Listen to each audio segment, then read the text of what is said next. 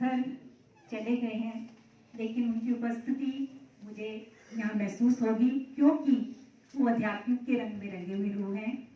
बहुमुखी प्रतिभा के धनी सरदार जसवीर सिंह जी, मेरी गुरु, जिनके लिए जो जिक्र कर रहे थे सर, जो बात दवा से बन ना सकी वो बात दुआ से होती है। मुर्शिद जब कामिल मिलता है तो बात खुदा से होती है। मंजीत से डॉक्टर मंजीत कौर बनाने वाली मेरी माँ रूपी गुरु, उनका मार्गदर्शन, उनका प्यार का आंचल और पिता जैसी अनुशासनशीलता, सब कुछ उनमें मैंने पाया और उनसे आशीर्वादों से झोलियां भरवाते हुए आज मैं आपके समक्ष खड़ी हूं। सचमुच गुरु का जीवन में बहुत बड़ा महत्व है और भाग्यशाली होते हैं वो जिन्हें इस समय में ऐसी परिस्थितियों में भी ऐसे गुरु मिल जाते हैं। और अगर पुस्तक के आकार की बात करूं तो उसके लिए मैं दिल की गहराइयों से अपना आभार व्यक्त करना चाहती हूँ प्रोफेसर संगीता शर्मा मैम के लिए, कि आकार नहीं पा पाती अगर इनकी इतनी पार की नजर ना होती। बहुत सारे प्रोजेक्ट वर्क हुए हैं, लेकिन परखने वाला भी तो कोई हो ना। इनमें वो दृष्टि है, ईश्वर की रहमत है, संतों की वाणी से प्यार है। मेरा एमफिल का डेजर्टेशन, उसके लिए जब मैंने अपने उस समय जो विभागाध्यक्ष थे उनसे बात की तो उन्होंने यही कहा कि हम नहीं जानते कि आपकी वाणी कितनी है, मैं चाहती थी कि मेरा जीवन सारा इस गुरबाणी के इर्द गिर्द घूमे। बिफोर मैरिज हिंदी ऑनर्स करके मैं आई और जब यहाँ आई तब उसके बाद मैंने MA MPhil PhD की है इसी राजस्थान यूनिवर्सिटी से, और एमफिल का डेजर्टेशन मेरा वाणी से है। और उन्होंने जब मेरे से पूछा बेटा आपकी वाणी कितनी है, क्योंकि 100-125 पेज आपको लिखने होंगे, मैंने कहा कि सर गुरु ग्रंथ साहिब जी में 8 पेज है, लेकिन मैं 8 जन्म भी लगी रहूं तो पूर्ण नहीं हो पाएगा। सर ने मुझे सहमति दी और आशीर्वाद दिया, अगर आपकी ऐसी भावना है तो इससे बेहतर और क्या हो सकता है। PhD का विषय जो था कबीर जी और नानक देव जी की वाणी, उनमें जो नैतिक मूल्य हैं, उनका जो तुलनात्मक अध्ययन है वो था, और उसके लिए मुझे एमफिल के डेजर्टेशन का मार्गदर्शन हो, तब मेरे को प्रोफेसर सुदेश मैडम, उसके बाद मेरा जो PhD का विषय था उसके संदर्भ में जो मैंने बात की तो मेरे को ये कहा गया कि इसकी मार्केट वैल्यू नहीं है। गुरबाणी पे अगर अकॉर्डिंग लिखोगे तो इसकी मार्केट वैल्यू नहीं है, लेकिन मैंने कहा कि सर मुझे हृदय का सुकून चाहिए, तो कहते फिर इससे बेहतर कुछ नहीं है। मैं नाम किसी का नहीं ले रही हूँ, लेकिन मैं इनके छत्र छाया में जब मैं पहुंची तो इन्होंने कहा कि इतना प्यारा विषय, और ये टॉपिक का विषय जो है वो भी इन्होंने सजेस्ट किया, हमारी मेरे प्रोफेसर सुदेश बत्रा मैम ने, तो मैं हृदय करके आभारी हूँ। और ये जो आपने प्रोजेक्ट वर्क के बारे में सुना, इनके लिए भी मुझे गाइड रूप में यही मिली, तो मैं अपने आप को बहुत भाग्यशाली समझती हूँ कि ऐसे समय में भी ऐसे गुरु हैं, तो आपका जीवन सफल है, सफल है, सफल है। बहुत ही हृदय की गहराइयों से मैं आप सबका आभार व्यक्त करती हूँ, क्योंकि श्रोता होना, जिज्ञासु वृत्ति होना अपने जीवन का एक अहम हिस्सा है। और जो श्रोता अच्छे होते हैं, क्योंकि सुनते पुनीत कहते पवित्र, सतगुर रहा भरपूरे। सुनने वाला जो है वो 3 गुना, जो श्रोता जो है 3 गुना वक्ता से जो है महान है, श्रेष्ठ है। तो आज आप बहुत विद्वत जन बैठे हो, बहुत महान हो, और श्रोता के रूप में बैठे हो तो उससे भी महान हो। तो मैं सबका हृदय से धन्यवाद करती हुई बात करती हूँ बाबा फरीद जी की। बाबा फरीद जी का जीवन जो एक महान साधक है, विनम्रता उनमें कूट-कूट कर रही है। संत का जीवन ही ऐसा होता है। महात्मा तुलसीदास लिखते हैं, संत हृदय नवनीत समाना, कहा कवि कविन पे कहा न जाना। क्योंकि जो संतों का जीवन है वो मक्खन की तरह है, संत जो हैं वो दूसरों के दुख में पिघलते हैं और उनकी हर मदद करने के लिए हर समय तत्पर रहते हैं। जो सर से अब सुन रहे थे प्रसंग में, तो संतों का जीवन ऐसा होता है। शाही घराने से इनका संबंध है। काबुल और जो वहां से ये वहां पर कुछ कलह होता है, क्लेश होता है, लड़ाई झगड़े होते हैं, वहां छोड़कर ये घराना वापस जो है वो आता है यहाँ, और वहां मुल्तान में आकर कसूर आते हैं, फिर मुल्तान आते हैं, और वहां पर ही उस मुल्तान जिले के एक छोटे से गांव में जो है बाबा फरीद जी का जन्म होता है। आध्यात्मिक उच्चता इतनी है कि शाही घराने से कोई लेना देना नहीं है, कोई सरोकार नहीं है। उसके प्यार के रंग में ऐसे रंगे हुए हैं कि सब कुछ त्याग कर ये यहाँ आ जाते हैं। और वहां पर आने के बावजूद जब इनका जन्म होता है, ये 5 वर्ष के थे, कहते पिताजी का साया सिर से उठ जाता है, और माता इनकी बीबी मारियम बहुत ही नेक दिल, जो विदुषी भी हैं, धार्मिक प्रवृत्ति की हैं, उस माँ ने जो इनको शिक्षा दी है, क्योंकि माँ वैसे ही पहला गुरु होता है, तो माँ की जो शिक्षा है, कहते 5 वर्ष के बालक को कहते हैं कि आप इनको कहा गया कि बेटा आप नमाज अदा किया करो। तो इन्होंने पता क्या कहा, कहते माँ अगर मैं नमाज अदा करूं तो खुदावन मुझे देगा क्या, अल्लाह ताला मुझे क्या देगा। तो माँ ने पता क्या कहा, अल्लाह ताला आपको गुड़ देगा, शक्कर देगा, मिश्री देगा, क्योंकि पता है बच्चे को मीठा पसंद होता है। और इसलिए उस माँ ने ये लालच देकर कि वो खुदावन जो है आपको मीठा देगा, तो उन्होंने नमाज अदा करनी शुरू कर दी। कहते हैं बहुत ही तीक्ष्ण बुद्धि के थे बाबा फरीद जी। जब माँ क्या करती, उनकी चटाई जो आसन होता है ना जिस पर वो बैठते थे, उसके नीचे जो है वो मीठा रख देती थी। कभी गुड़ रख देना पूड़ी में बांध के, कभी शक्कर रख देना, कभी मिश्री रख देना, ऐसे चलता रहा। एक दिन इत्तेफाक से क्या हुआ, माँ उस चटाई के नीचे मीठा रखना भूल गई, और जब माँ मीठा रखना भूल गई और अब खुद पानी भरने के लिए चली गई, तो क्या हुआ, आज माँ ने सोचा कि मेरे बच्चे की जो एक लिव है, एक जो अंदर लगन है परमात्मा का नाम जपने की, नमाज अदा करने की, वो खत्म हो जाएगी। माँ भी सोच रही थी। जब माँ वापस लौटती है तो बाबा फरीद जी आज माँ को कहते हैं, माँ आज जो नमाज अदा करने में मुझे आनंद की अनुभूति हुई, जो मिठास मिली, वो कभी नहीं मिली। एक शब्द उच्चारण किया उन्होंने, श्लोक उच्चारण किया, शक्कर खंड निवात गुड़, माखियों माजा दूध, सभ्य वस्तु मिठियां रब ना पूछन तुझ। यानी गुड़, शक्कर, शहद, दूध, मिश्री सब कुछ मीठा है माँ, पर उस खुदा के नाम के आगे उन सब की मिठास फीकी। ऐसी लगन, कुरान इन्होंने बहुत छोटी उम्र में पूरा कंठस्थ कर लिया।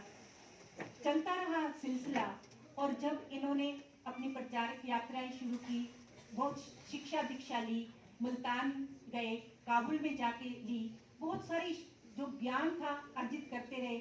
जैसे जिक्र कर रहे थे, जब गुरु की शरण में आए तो इनके गुरु ने इनकी अंदर की अवस्था को पढ़ लिया, देख लिया। गुरु में इतनी पार की नजर होती है। गुरु शब्द का वैसे ही अर्थ है धूप, अंधकार और रूप प्रकाश, जो अंधकार से प्रकाश की ओर ले जाए, जो नश्वरता से अमरता की ओर ले जाए, जो अज्ञानता की तिमिर को मिटा दे और ज्ञान का प्रकाश कर दे, वो गुरु है।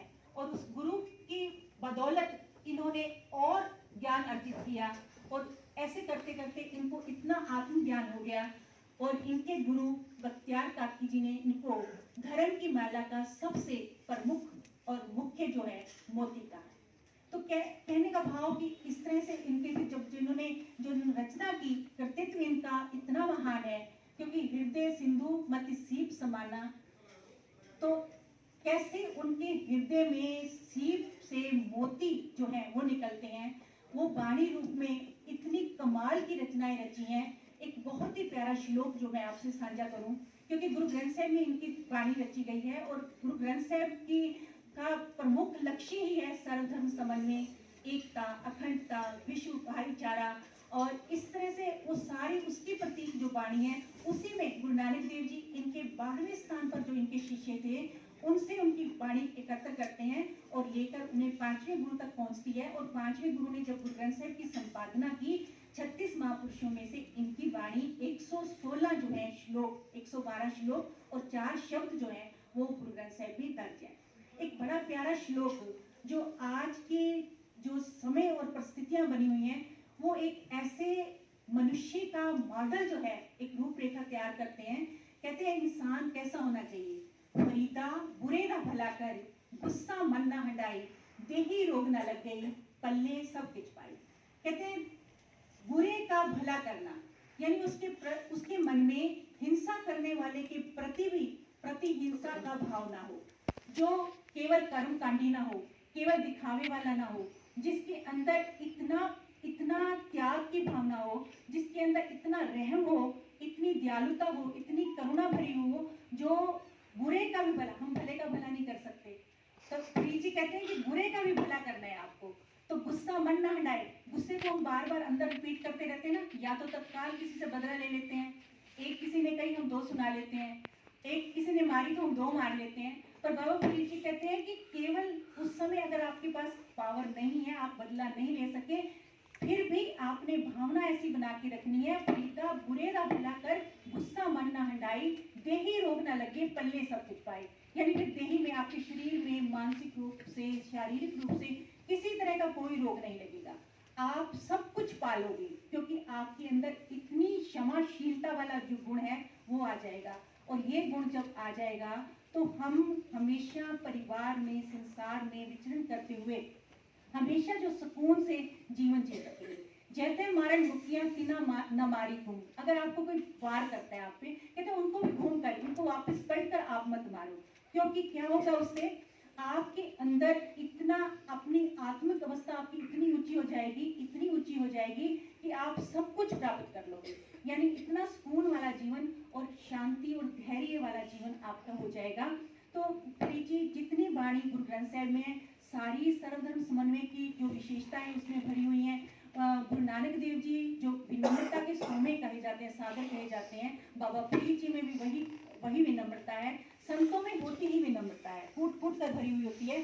तो बाबा फरीद जी जब भी कहते हैं वो अपने आप को संबोधित करते हुए, बहुत सारे उनके प्रतीक जो हैं, बहुत सारे उनके बिंब जो हैं, उसमें आप देखोगे अपने आप को संबोधन शैली जो उनकी कमाल की है, विनम्रता उनकी कमाल की है। एक बार उनको एक जो है किसी श्रद्धालु ने आकर सोने की कैंची भेज दी, तो बाबा फरीद जी कहते हैं ये मेरे किस काम की, तो उन्होंने कहा कि सोने की है ना, कहते सोने की है लेकिन इसका काम तो काटना है ना, जो चीज काटती है उसको लेकर मैं क्या करूं, इससे अच्छा तो आप मुझे एक लोहे की छोटी सी सुई दे देते, वो ज्यादा इससे बेहतर थी, क्योंकि वो जोड़ने का काम करती है, सुई जोड़ने का काम करती है, कैंची जो सोने की बनी हुई है, कितनी कीमती है, लेकिन वो तो काटने का काम करती है। तो ऐसे ही बाबा फरीद जी फरीदकोट पहुंचते हैं, वहाँ मोक्तल नाम है उस शहर का, और वहाँ पहुंचते हैं तो वहाँ का जो शासक है ना, वो वहाँ पर एक किले का निर्माण करवा रहा था। तो किले का निर्माण करवाते हुए वो क्या करता था, जो भी मुसाफिर, जो भी राहगीर मिलता, उससे जो अवैतनिक काम कहते हैं बेगार करवाना, तो वो करवा लेता था, और उनको कोई मजदूरी नहीं देता था। तो बाबा फरीद जी अपने गुरु से, इनके पास को एक गोदड़ी मिली हुई थी जिसमें कुछ चीजें जुड़ी हुई थी, उन्होंने उस वृक्ष के टांग दी और आप उस पेड़ के नीचे सो गए। तो उन्होंने आए, जो सिपाही आए उनको भी बुला लिया और आके कहा कि चलो तुम भी मजदूरी करो, तो ये भी बड़े शांत भाव से मजदूरी करने चल पड़ते हैं। जब वहाँ जाते हैं तो क्या होता है कि ये जो अपन मजदूरों को देखा होगा आपने, जो सीमेंट वगैरह ऊपर ढोते हैं, तो उस प्रांत में जब इनके सिर पे रखी गई तो कहते हैं वो सिर से बहुत ऊंची अपने आप चल रही है। ये खुदा के बंदे जो हैं, वो खुदा उनका कैसे ध्यान रखता है। तो जब उसके वहाँ के राजा ने देखा, मोकल राजा का नाम है, उन्होंने देखा तो बड़े ही हैरान हुए और वो बाबा फरीद जी के कदमों में गिर गए, और वहां पर उस शहर का नाम उन्होंने फिर फरीदकोट रखा, बाबा फरीद जी के नाम पर फरीदकोट रखा। इतने प्यार से जहां भी जाते, जिस भी जगह जाते, वहां इतना प्यार और खुशबू खुशबू, प्यार की खुशबू बांटते कि हर तरफ आनंद ही आनंद हो जाता। इनके वातावरण में, इनकी खुशबू, इनके बोल वाणी में तो एक तुक्का ना गलाई सपना में सच्चा धनी। कहते हैं एक सबके दिल जो है वो बेशकीमती मोती हैं, उनको कभी मत तोड़ना। बुल्ले शाह इस संदर्भ में कहते हैं मंदिर ढा दे, मस्जिद ढा दे, ढा दे जो कुछ कहता है, एक बंदे का दिल ना टावी जिस विच दिल भर रहता है। यानी जहाँ साक्षात परमात्मा बैठा है उनका तुम दिल तोड़ रहे हो तो उतना पाप तो किसी मंदिर, किसी गिरजाघर, किसी गुरुद्वारे को गिराने में नहीं लगेगा जितना पाप किसी के दिल को तोड़ने में लगेगा। तो कहने का भाव कि हर समय आपने इतनी विनम्रता में रहना है। सारे भक्तों, सारे संतों की वाणी जो गुरु ग्रंथ साहिब में संदर्भित है, अंकित है, उसमें एक ओंकार से बात शुरू होती है, गुरु प्रसाद पर वो संपूर्ण हो जाती है। जिन्हें पूर्ण गुरु मिल जाता है वो उस एक में विलीन हो जाते हैं। उस परिपूर्ण परमात्मा का अंत तो नहीं पाया जा सकता क्योंकि हम एक ससीम बुद्धि वाले प्राणी हैं। वो असीम है, अनंत है, बेअंत है, ज्ञान इंद्रियों तक उस पर पहुंच नहीं है। लेकिन अगर हमने शांतमय ढंग से जीना है, सुकून में जीना है, तो बाबा बुल्ली जी कहते हैं अपनी जो इच्छाएं हैं उनको कम कर लो। इच्छाओं का दायरा जितना बड़ा होगा उतने हम दुखी होंगे और हमारे दुख का कारण दूसरों की ऐशो इश्रतों को देख के ज्यादा होता है। तो बाबा बुल्ली जी कहते हैं रुखी सुखी खाए के ठंडा पानी पियो, ना देख पराइयां चौपड़ियां ना तरसाओ जियो। यानी दूसरों का तुम देख के दुखी मत होते रहो, हर समय शांत भाव से जो परमात्मा ने दिया है उसको ये समझो कि परमात्मा का ये, उसका थैंक्स करते रहो, उसका शुक्राना करते रहो। जितना शुक्राना करोगे, जितना उसका थैंक्स करोगे, उतना मन विनम्रता से भरेगा, उतना उस मालिक की बख्शिशें, उसकी रहमतें जो है वो आठों पैर आपके हृदय में बसनी शुरू हो जाएंगी। और इस तरह उनका सारा जीवन जो है परोपकार का है। सारी वाणी में आपको गुरु ग्रंथ साहिब की पावन वाणी में अगर आपको पढ़ने का अवसर मिले जरूर पढ़ना। बाबा फरीद जी के श्लोकों को, कबीर जी के श्लोकों को, नामदेव जी के, सबने ये कहा है सबे घट राम बोले, रामा बोले, राम बिना को बोले रे, एक पिता एक कस की हम भारत। तो लास्ट में बस छोटी सी एक दो लाइनों की कविता आपसे मैं साझा करना चाहूंगी और सबका मैं तहे दिल से आभार तो व्यक्त कर ही रही हूँ, हृदय की गहराइयों से करते हुए। निक्की मैम है, सभी ये जिज्ञासा मैम, बहुत अच्छे सब कुछ यहाँ पे बहुत अच्छा काम जो है चेयर के मार्फत किया जा रहा है। तो इन सबको वाहिगुरु और समर्थता बख्शे और ऐसी भावना बनाए, उस भावना को बल दे, उसको ऐसी ताकत, पावर, एनर्जी दे कि हमारी सारी एनर्जी जो है नेक कामों पर हो, क्योंकि जुड़ के हम जोड़ सकेंगे और टूटे हुए जो है उस सबसे बड़ा पाप माना जाता है अगर हम किसी को तोड़ देते हैं। तो मैं यही कहना चाहूंगी उनकी विनम्रता को देखते हुए, जितनी भी चिड़िया उड़े आकाश, दाना है धरती के पास, दाने की भी अजब कहानी, जब तक नहीं मिल जाता खाक तब तक बनती नहीं है बात, जब तक मिट्टी में गर्क नहीं होगा तब तक पलवित कैसे होगा, कैसे अंकुरित होगा, कैसे पलवित पुष्पित होगा, कैसे बनेगा वृक्ष महान, कैसे फल छाया देगा। बीज अगर बाहर पड़ा रह जाए, कितनी भी उत्तम क्वालिटी का हो, कितनी भी उत्तम किस्म का हो, व्यर्थ चला जाता है। उसको मिट्टी में अपने आप को, आपे भाव को गंवाना पड़ता है और तब जाकर वो पलवित और पुष्पित हो पाता है और दूसरों को छाया दे सकता है, फल दे सकता है, फूल दे सकता है, सुगंधी दे सकता है। तो कहते हैं जब तक चिड़िया, जो जैसे चिड़िया आकाश में उड़े लेकिन दाना उसको धरती पर ही आकर लेना है, जितनी भी चिड़िया उड़े आकाश, दाना है धरती के पास, दाने की भी अजब कहानी, जब तक नहीं मिल जाता खाक तब तक नहीं है बनती बात, चाहे यही बस बंदे की यही कहानी, जब तक रहता है अभिमानी, चाहे जितनी दौलत पाए, रत्नों का सौदागर कहलाए, बड़े बड़े बंगले, एसी गाड़ियां, गज अश्वों की शानदार सवारियां, ये एसी, ये सारे साधन तन को तो अवश्य सुख देंगे कुछ पलों के लिए, पर कौन सा एसी मन को सुख देगा, किस मोती से मन को जड़ेगा। प्रकृति का नियम यही है, बुजुर्गों का कथन सही है कि दाना खाक में मिलके गुलजार होता है, बंदा विनम्रता से ही भवसागर से पार होता है, बंदा विनम्रता से ही भवसागर से पार होता है। सबका, मेरे गुरु का, सबका, आप सब बहुत ही विद्वान जन बैठे हो, सबका जिज्ञासु वृत्ति होना बहुत बड़ी बात होती है और इसीलिए जिज्ञासु वृत्ति ही आध्यात्मिक जगत में चलने के लिए सबसे पहली सीढ़ी होती है। ईश्वर करे हमारी जिज्ञासु वृत्ति बने, हम सही रास्ते पर चलते हुए उस कामयाबी की मंजिल को पालें, क्योंकि सोते में कट गई कुछ गुनाहों में कट गई, रोते में कट गई कुछ आहों में कट गई, मंजिल पर चलने वाले मंजिल से जा लगे, राह बदलने वालों की तो राहों में कट गई, राह बदलने वालों की तो राहों में कट गई। बहुत बहुत धन्यवाद, शुक्रिया। कुछ गलत बोल गई हूँ तो मैं हृदय से क्षमा प्रार्थी हूँ। एक बार फिर सबका